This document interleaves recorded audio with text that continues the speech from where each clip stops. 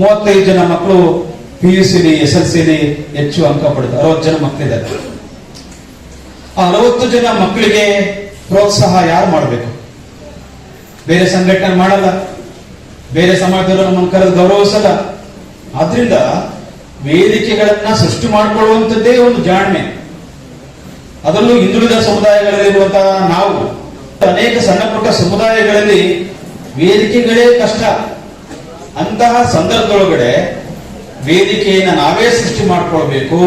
ನಮ್ಮ ಮಕ್ಕಳಿಗೆ ನಾವೇ ಪ್ರೋತ್ಸಾಹಿಸಬೇಕು, ಸನ್ಮಾನಿಸಬೇಕು, ಅವರಿಗೆ ಎತ್ತರಕ್ಕೆ ಬರುವಂತ ಎಲ್ಲ ಅವಕಾಶಗಳನ್ನ ನಾವು ನೀಡ್ಕೊಡ್ಬೇಕಾಗುತ್ತೆ ಅನ್ನೋದು ಇದು ಬಹಳ.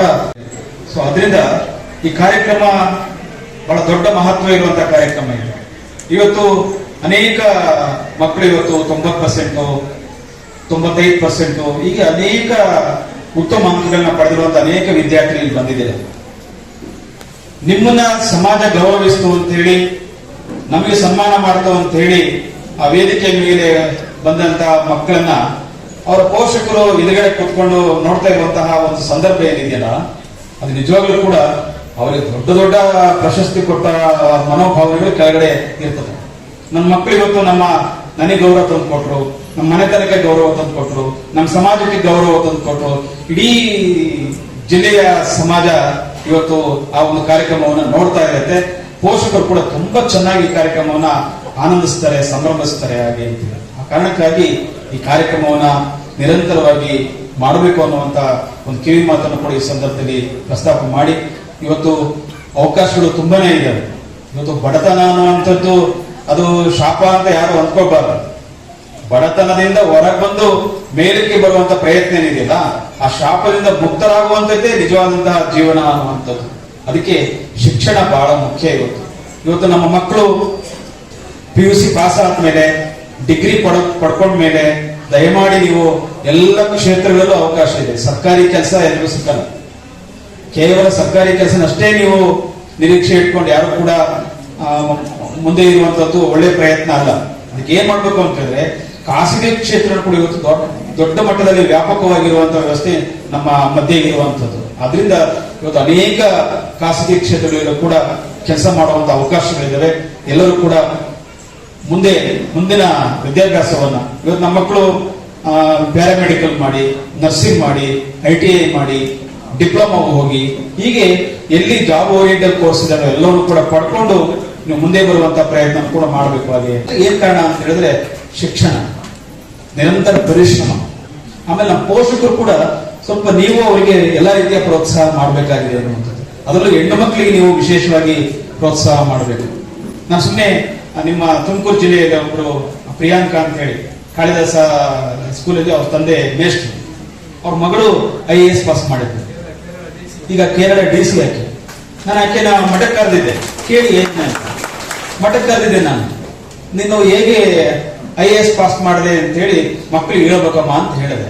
ಆಕೆ ಏನ್ ಹೇಳಿದ್ರು ಗೊತ್ತೇನು, ನಾನು ಪ್ರತಿನಿತ್ಯ ಪ್ರಜಾವಾಣಿ ಪತ್ರಿಕೆ ಓದ್ಕೊಂಡೇ IAS ಪಾಸ್ ಮಾಡಿದ್ದೀನಿ ಅಂತ ಹೇಳಿದ್ರು. ಆಶ್ಚರ್ಯ ನನಗೆ. ಇವತ್ತು ಬೇರೆ ಬೇರೆ ನೀಟ್ ಓದ್ಲಿಕ್ಕೆ, CET ಮಾಡ್ಲಿಕ್ಕೆ, ಕೋಚಿಂಗ್ ತೆಗೆದುಕೊಳ್ಳಲಿಕ್ಕೆ ಬೆಂಗಳೂರಿನಲ್ಲಿ 2 ಲಕ್ಷ, 3 ಲಕ್ಷ, 4 ಲಕ್ಷ ಕೊಡಬೇಕು. ಆಕೆ ಎಲ್ಲೂ ಕೂಡ ಹೋಗಿಲ್ಲ. ಡೈಲಿ ಪ್ರಜಾಪ್ರಗತಿ, ಪ್ರಜಾವಾಣಿ ಪತ್ರಿಕೆ, ಈ 2 ಪತ್ರಿಕೆಗಳನ್ನ ಓದ್ಕೊಂಡು ಆಕೆ IAS ಪಾಸ್ ಆಗ.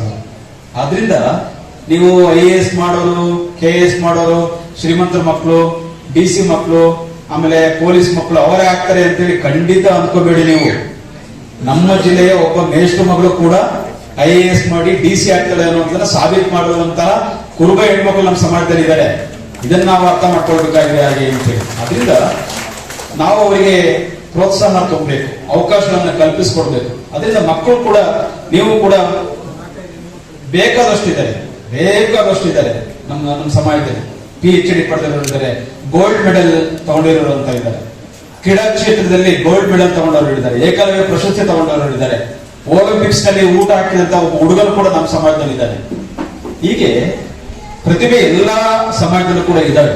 ಆದ್ರೆ ಆ ಪ್ರತಿಭೆಗೆ ತಕ್ಕಂತಹ ಪ್ರೋತ್ಸಾಹವನ್ನ ಸಮಾಜ, ಮಠ, ನೀವು ಎಲ್ಲರೂ ಸೇರಿ ಕೊಟ್ಟಾಗ ಆ ಎಲ್ಲ ಪ್ರತಿಭೆಗಳು ಮುಂದೆ ಬರಲಿಕ್ಕೆ ಅವಕಾಶ ಆಗ್ತವೆ. ಅದಕ್ಕೆ ಸೂಕ್ತ ವೇದಿಕೆ ಯಾವ್ದಪ್ಪ ಅಂತ ಹೇಳಿದ್ರೆ ಪ್ರತಿಭಾ ಪುರಸ್ಕಾರ ಅನ್ನುವಂತ ವೇದಿಕೆ ಇದೆಯಲ್ಲ, ಈ ಕಾರ್ಯಕ್ರಮ ಬಹಳ ದೊಡ್ಡ ಕಾರ್ಯಕ್ರಮ, ಇದು ವಿಶೇಷವಾಗಿರುವಂತಹ ಕಾರ್ಯಕ್ರಮ. ಇದಕ್ಕೆ ನಿಮ್ಮೆಲ್ಲರ ಸಹಕಾರ ಇದೆ ಅಂತ ನಾನು ಭಾವಿಸ್ಕೊಳ್ತೀನಿ. ನಾನು ಕೂಡ ಶಿರಾ ತಾಲೂಕಿನ ಕನಕ ನೌಕರರ ಸಂಘದ ಜೊತೆ ಮಾತನಾಡಕ್ಕೆ ಬಯಸ್ತೀನಿ. ನಿಮ್ಮ ಜೊತೆಗೆ, ನಿಮ್ಮ ಸಹಕಾರಕ್ಕೆ ನಾನು ಕೂಡ ನಿಮ್ಮ ಜೊತೆ ಯಾವಾಗಲೂ ಕೂಡ ಇರ್ತೀನಿ ಅನ್ನುವಂಥ ಮಾತನ್ನು ಕೂಡ ನಾನು ಹೇಳಲಿಕ್ಕೆ ಬಯಸ್ತೀನಿ. ನಾವೆಲ್ಲಾ ಕ್ಷೇತ್ರಗಳಲ್ಲೂ ಕೂಡ ಹೋಗ್ಲಿಕ್ಕೆ ಅವಕಾಶಗಳಿದ್ದಾವೆ. ಅಂತ ಅವಕಾಶಗಳಿಗೆ ನಾವೆಲ್ಲರೂ ಕೂಡ ಸೇರಿ ಒಂದು ಒಳ್ಳೆಯ ಪ್ರಯತ್ನವನ್ನ ನಾವು ಮಾಡೋಣ.